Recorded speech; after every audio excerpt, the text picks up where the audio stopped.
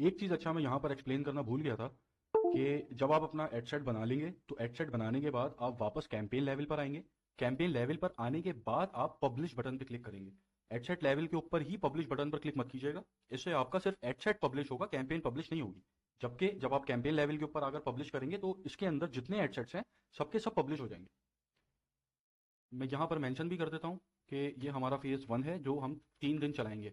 ये 3 दिन initial days हैं, सही है। ये ज़्यादा भी हो सकता है एज पर एनालिसिस। अभी हम एनालिसिस करेंगे, उसके बाद हम देखेंगे इसको हमें और आगे लेके जाना है या फिर नहीं लेके जाना। इसको हम चलाएंगे 5 दिन।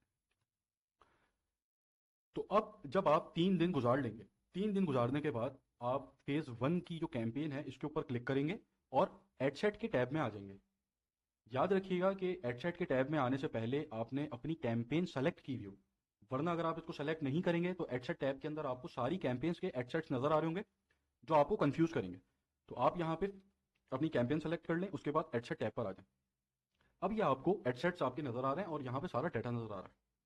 अब इसमें सबसे पहला काम जो आपको करना है 3 दिन बाद, वो ये करना है कि एड टू कार्ट की कॉलम आपने देखना है और वो एड सेट के जिसके ऊपर एक भी एड टू कार्ट नहीं है उसको आप स्ट्रेट अवे कर देंगे बंद। उससे हमारा कोई ताल्लुक नहीं है, उससे हमारा कोई लेना देना नहीं। अज्यूम करते हैं कि एब्स्ट्रैक्ट आर्ट ये एक एड सेट है जिसके ऊपर कोई एड टू कार्ट नहीं आया।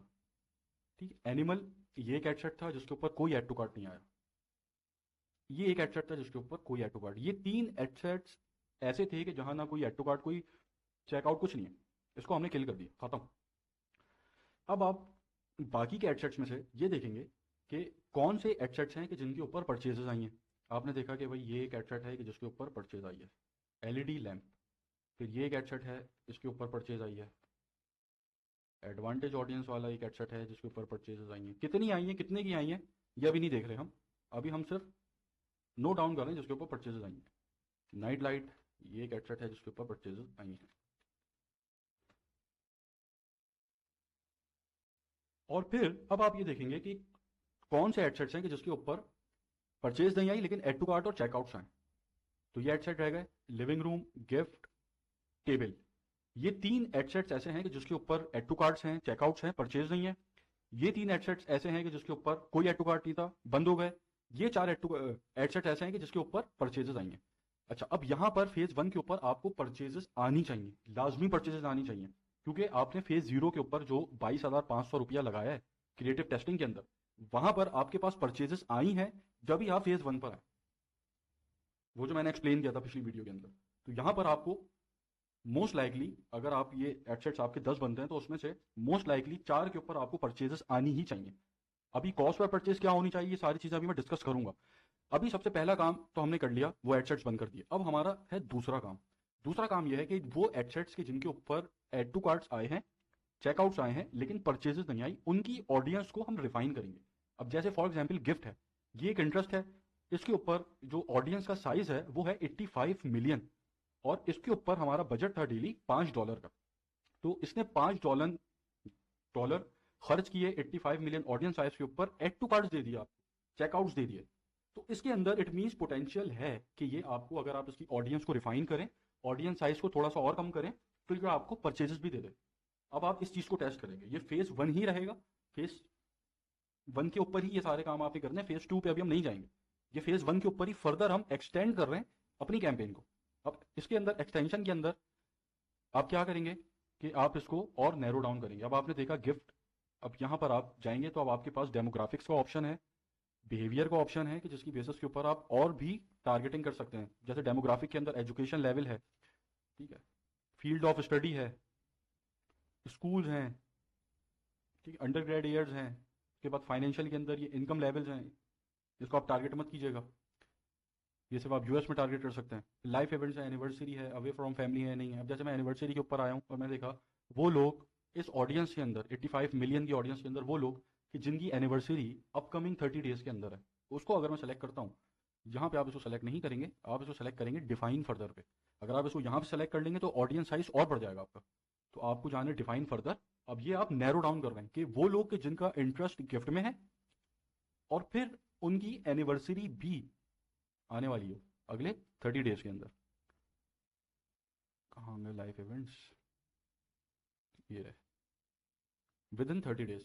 ये एक मैंने सेलेक्ट किया, तो अब देखें 85 मिलियन से ये आ गया है तकरीबन 8 लाख पर। अब वो लोग के जिनका इंटरेस्ट गिफ्ट में है, और वो लोग के जिनकी एनिवर्सरी विद इन 30 डेज है। अब मैं यहाँ पर और इसको थोड़ा सा ब्रॉड करता हूँ। एनिवर्सरी के अंदर आके मैं 31 to 60 डेज के ऊपर क्लिक करता हूँ, क्या आ रहा है, अभी 15 लाख पे चले गए। ठीक है, अब इसी के अंदर में बर्थडेज भी हैं, कि जैसे अपकमिंग बर्थडेज हैं, तो अब देखें 36 लाख पे चला गया। तो जब आप इंटरेस्ट टारगेटिंग कर रहे हैं, तो इंटरेस्ट टारगेटिंग के ऊपर जो आइडियल ऑडियंस साइज है वो है 1 मिलियन से 5 मिलियन।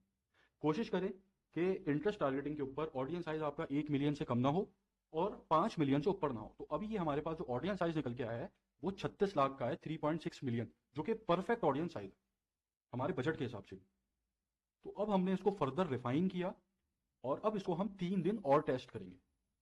तो यहाँ पर आप इसी कैंपेन में एडिट नहीं करेंगे इसको, आप इसकी एक अलग कैंपेन बनाकर वहाँ पर इसको टेस्ट करेंगे। तो अब जैसे मैंने देखा कि ये जो था इसकी मैंने ऑडियंस रिफाइन कर दी, इसको मैं AR लिख देता हूँ। तो मैं AR लिख देता हूँ कि ऑडियंस इसकी रिफाइन की है मैंने, सेव टू ड्राफ्ट। इसकी ऑडियंस मैंने रिफाइन की है, इसकी ऑडियंस मैंने, सॉरी ये तो हो गया, टेबल एंड फर्नीचर। अब मैंने इन 3 की ऑडियंस रिफाइन की, ठीक है। अब ऑडियंस रिफाइन आप अपनी प्रोडक्ट के लिहाज से ये सारे ऑप्शंस का इस्तेमाल करके कर सकते हैं। जैसे अभी हमने डेमोग्राफिक्स की बेसिस के ऊपर ऑडियंस को रिफाइन कर दिया, ठीक है। आप यहाँ पर रिलेशनशिप स्टेटस, ऑल पेरेंट्स, अभी यहाँ पर ये आपको वो लोग के जो माँ बाप हैं अप टू 12 मंथ्स के, तो इस तरीके से भी आप इंटरेस्ट को हम देख चुके हैं। बिहेवियर्स हैं इसके अंदर, डिवाइसेस, मोबाइल डिवाइसेस हैं, ये सारे ऑप्शंस ना आप एक्सप्लोर कर सकते हैं। जैसे anniversary with in 61 to 90 days, तो ये कुछ ऐसी क्लासिफिकेशन हैं। एक्टिविटीज़ हैं कि नया बिजनेस एक्टिवली नए बिजनेस के ऊपर काम कर रहे हैं जो अभी एक्टिव है विद इन 12 मंथ्स। तो इस तरीके से बहुत सारे शॉप के एडमिन हैं, ठीक है, एक्सपर्ट्स हैं। तो ये सारे ऑप्शंस जो है ना, आप इसकी बेसिस के ऊपर बहुत ज़्यादा ऑप्शंस हैं कि अब जो एक्सपर्ट्स हैं जो रहते हैं कहाँ पे, पोर्चुगल में। फिर यहाँ पर मोबाइल डिवाइसेस हैं, ठीक है, नेटवर्क कनेक्शंस हैं, इसके ऊपर आप कर सकते हैं। बहुत सारी कैटेगरीज हैं ये, ठीक है। परचेज बिहेवियर, इंगेज शॉपर्स के जो इंगेज होते हैं शॉपिंग में, इसको आप टेस्ट कर सकते हैं।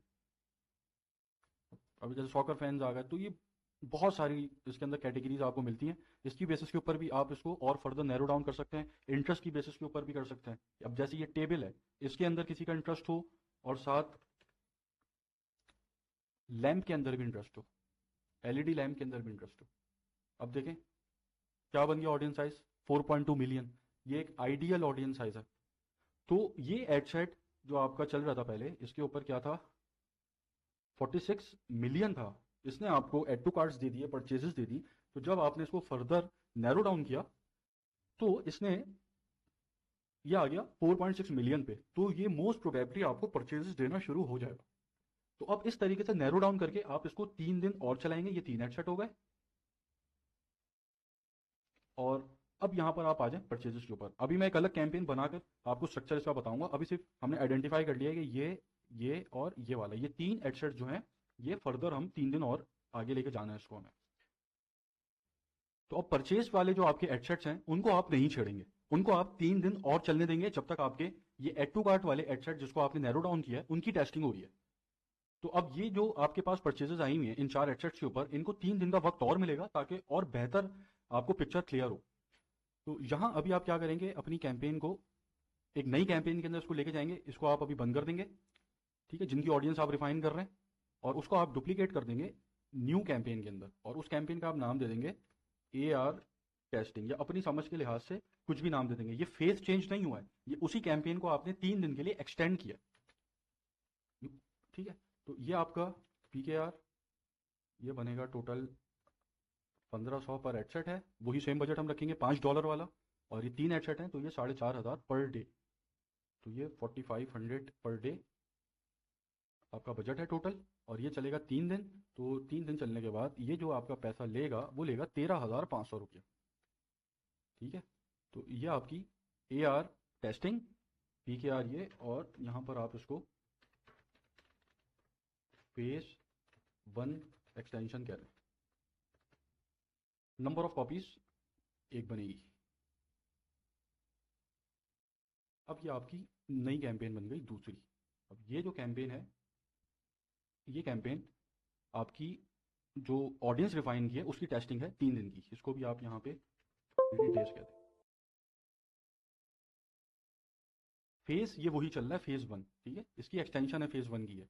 और जो फेज 1 था इसके अंदर, जो फेज 1 था इसके अंदर आपके पास ये एडसेट्स चल रहे हैं कि जिनके ऊपर परचेजेस आई हुई थी। तो अभी अगर इनके ऊपर परचेजेस आई हुई हैं तो आप जब 3 दिन इनको और देंगे तो फिर और आपको बेटर पिक्चर इसकी क्लियर होगी। उसके बाद फिर हम इसके आगे का एनालिसिस डिस्कस करेंगे। तो ये था एक सिनेरियो। अभी बहुत सारे सिनेरियोज उसके साथ हो सकते हैं जो आपके पास फेज 1 के ऊपर होंगे आपके साथ। तो ये था फर्स्ट सिनेरियो कि जिसके ऊपर आपके पास ये आएगी सिचुएशन, तो आप एक्सटेंशन पे जाएंगे 3 दिन की, जो अभी हमने डिस्कस किया था।